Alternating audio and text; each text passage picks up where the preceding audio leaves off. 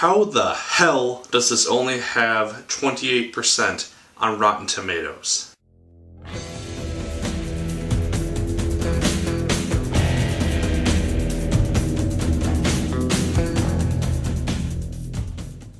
Hello once again, watchers of good movies. My name is Nick Pell, and this is once again coming from my white room.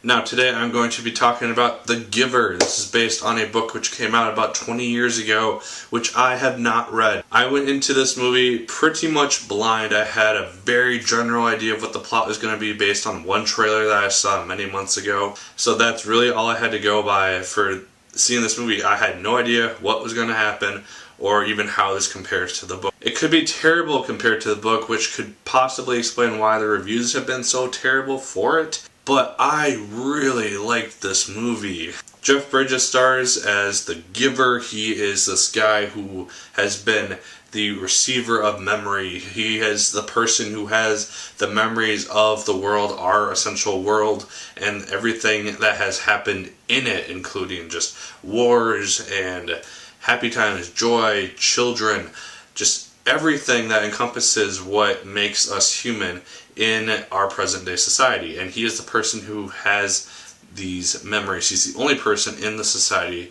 that has the memory. It's a very controlled, futuristic-esque society. Basically, everyone in the society has to take injections which eliminate all emotion in that person, and then they go about their daily lives. They basically just follow the order, follow the rules, and nothing bad happens. And then we have Jonas, who's played by Brenton Thwaites. I think that's how you say his last name. And he is the new receiver of the memories of the old world. And so he trains with Jeff Bridges' character and eventually learns to kind of feel emotion again and just kind of become human essentially again.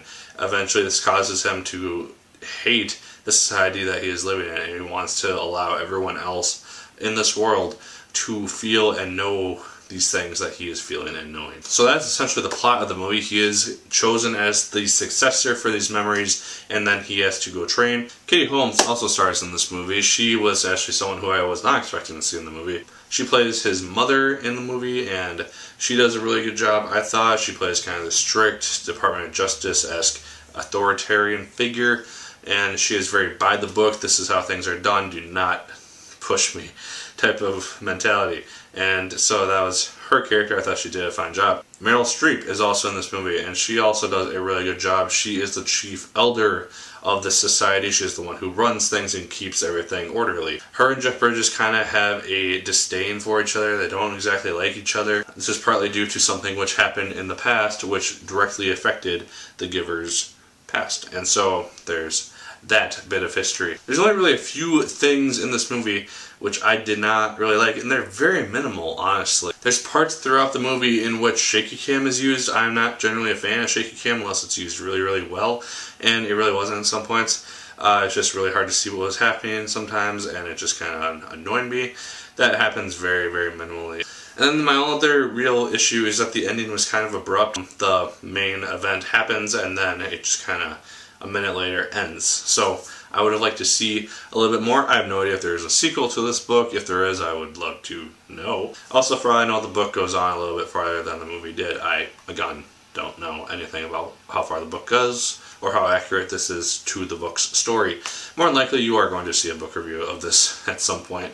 I just don't know when it'll happen. Another thing I really liked about the movie was the color changes, because the movie starts out gray because nobody in the society can see color. It's just all gray, black, or white type of imagery, and all the characters are in this, all the areas are like this, and it seems kind of like a Pleasantville type of situation. And then as Jonas begins to feel emotion and see the world for how it really was, he begins to see color again, and he begins to see it in other people, such as Fiona, who is the love interest in this film. She is played by Odia Rush, and she does a nice job in the movie. Like I said, she's the love interest, and so that's kind of her main role. She does have something of a reason for being in this movie, which is good. Another thing that I really did like, which originally kind of bugged me when I first saw it in the movie, and then I kind of realized why it was happening, is that Jonas, when he's kind of figuring out all this stuff, he does seem kind of dumb, just from my perspective, just because he's discovering all these things for the first time,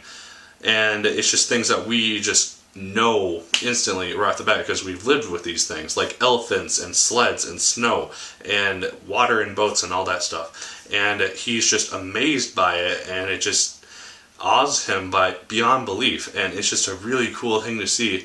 And once I realized that that was what was happening and he's not just an idiot, it made the movie a lot better because I saw how much these memories were really impacting his character and making him see the world in a completely different light. The movie also touches on the pros and cons of having these memories because Meryl Streep's character and Jeff Bridges' character, they have a conversation at one point over like what is worth having these memories returned to everyone for.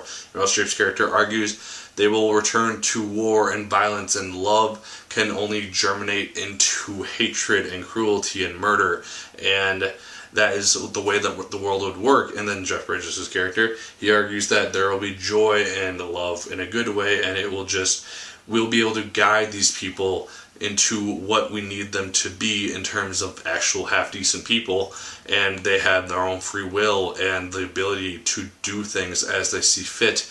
And it's just a really interesting discussion because you understand both sides, because there is a scene in this movie where Jonas, he sees war, essentially the Vietnam War, and he sees the chaos and the horror that war is, and that it almost causes him to turn away from wanting to do his duty just because of the impact that really made on him. He essentially becomes shell-shocked at one point because he keeps seeing the images that he experienced in his head, and it almost haunts him. I was kind of surprised that it didn't haunt him for a little bit longer, just because being put into that type of situation would scare the living hell out of anybody, I think. Overall, in this movie, I really enjoyed it for the most part. It's really interesting also, I forgot to mention, how they deal with death in this movie, just in terms of, there's this place called, I think it's Evermore, and it's where all the old people go, and all the, basically, people who do not fit into the society. And it's just a really interesting, dark concept because these people don't know what they're doing, but they do it, and we understand the horror that is, but they just see it as an everyday part of life. And it's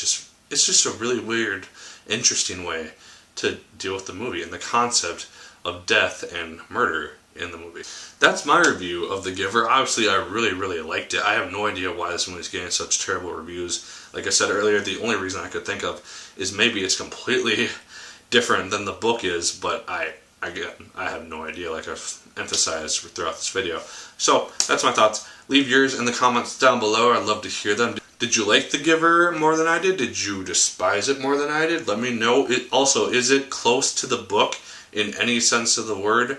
I don't tell me spoilers from the book or anything like that, because I will probably read it at some point. But I just want to know, yes or no, is the book roughly the same as the movie? I just want to know that. So, like, favorite, comment, and subscribe if you so choose. I'd appreciate it immensely. And as always, my good people, my name is Nick Pell. And once again, keep on watching.